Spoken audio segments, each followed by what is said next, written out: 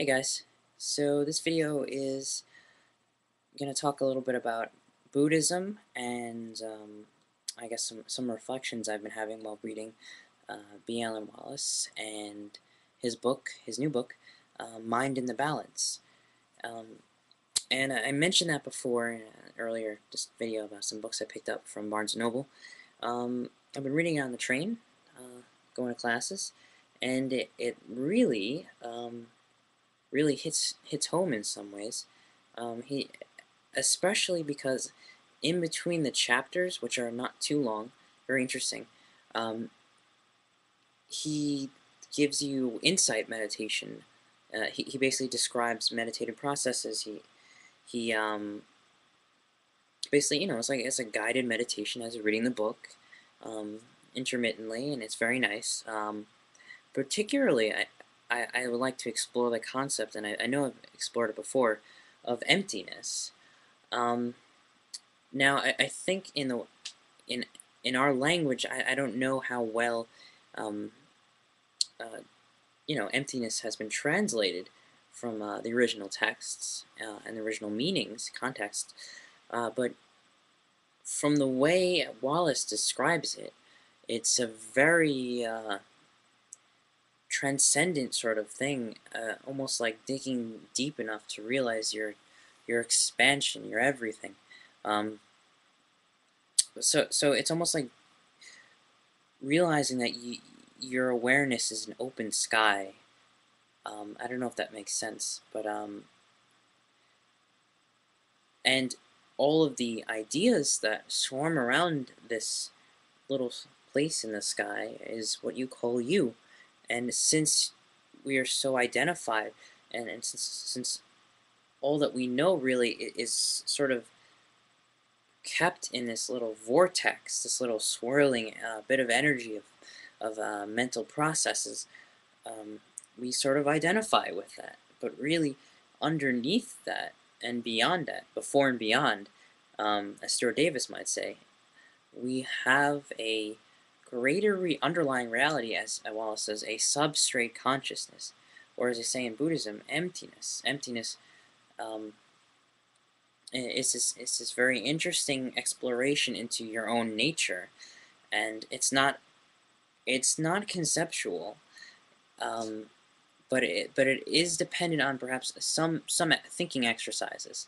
For instance, in insight meditation, which is what I kind of really wanted to talk about, you go into yourself and you start to explore not just the breath. It's not just following the breath.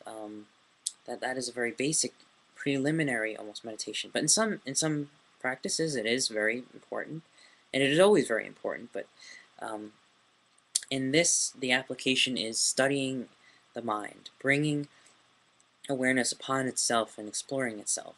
So, what I found to be so interesting is the ability, as he guides you through the meditation as you learn the exercise.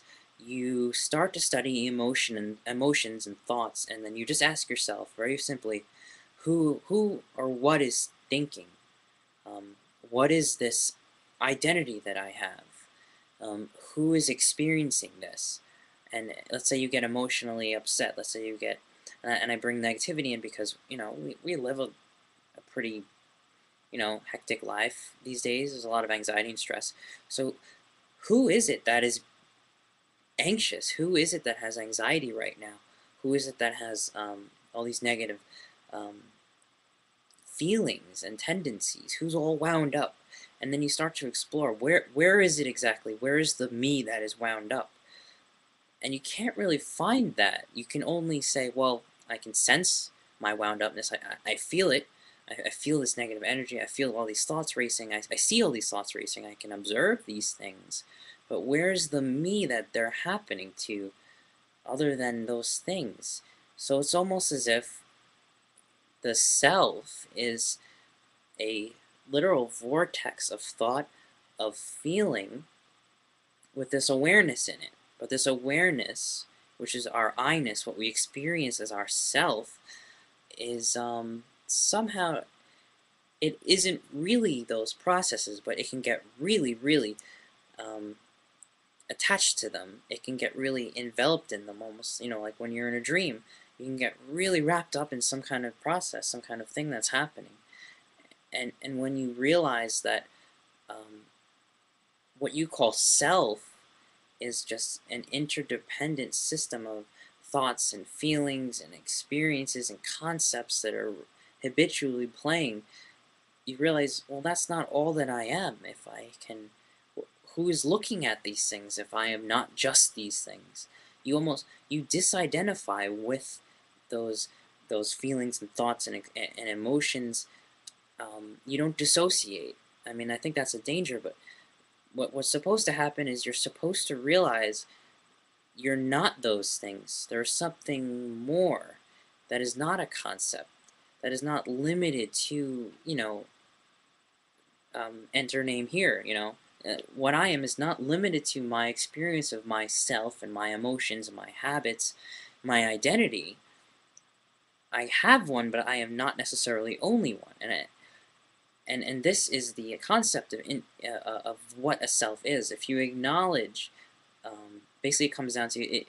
I think if you acknowledge the self as a interdependent, co-arising series of mental processes, you also acknowledge that there somehow is some awareness observing that.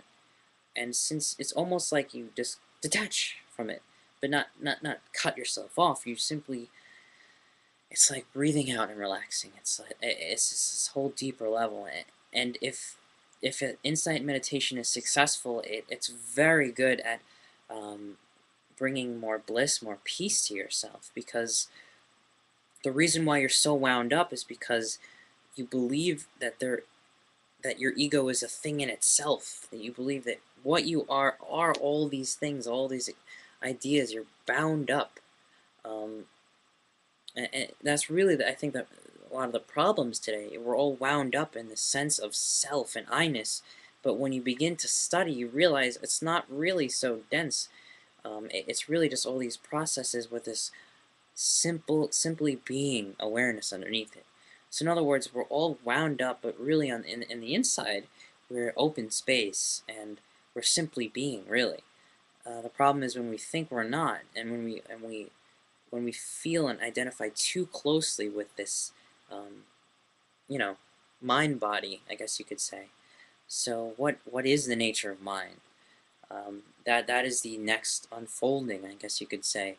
That is the next exploration, because once you and this makes sense even evolutionarily, which I find to be fascinating. Differentiation is always important in evolution, and particularly in cognitive development. So I think this is just a further cognitive development, differentiating the ego, the ego body, from consciousness itself, from underlying awareness of being. Um, and one of the things that you discover in insight meditation, at least you can discover, the self, that, well, you let's say you dissociate, you differentiate yourself from these thoughts and feelings and emotions that you identify as, ego. Then um, you ask, well, then what is aware? What is this awareness? Let me turn the mirror of, self-reflection on awareness itself. Does awareness have any properties inherent? The self doesn't have any properties. What I thought was I really is just all these different things that are working together, and I'm identifying with them, and I'm creating them, really. But what is this awareness? What is this? What is this awareness? It doesn't have any real, tangible properties. It just is, and it's not even an it. It's just isness. It's just beingness, and that acknowledgement, that recognition, um, is what's so transformative about insight meditation, because it helps release so many things, and it also helps you, begin to explore a deeper component and aspect of reality that we may have never recognized before, um, which they call substrate consciousness. The self is just open space. If you're going to give it a name, then it's just open sky. So thanks for listening.